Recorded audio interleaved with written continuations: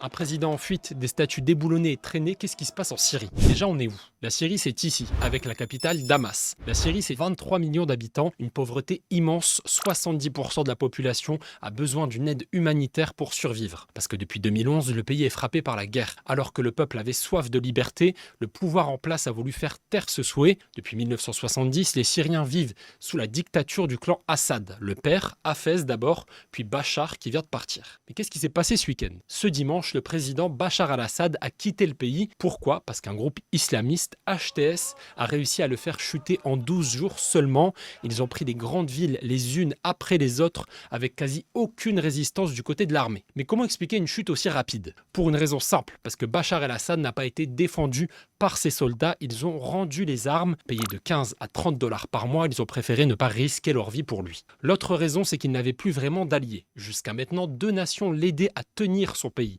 l'Iran et la Russie. Le truc, c'est que l'Iran est occupé par sa guerre contre Israël et la Russie par sa guerre contre l'Ukraine. Au final, Bachar el-Assad a quand même pu fuir vers la Russie. L'inconnu reste l'avenir du pays. HTS, le groupe qui a pris le pouvoir, est dirigé par cet homme, Abu Mohamed al-Jolani. Pour beaucoup, son profil reste flou. S'il est passé par le groupe terroriste Al-Qaïda, il a aujourd'hui un discours plus modéré. Reste à savoir si ça va tenir dans le temps ou si c'est une stratégie pour plaire au peuple.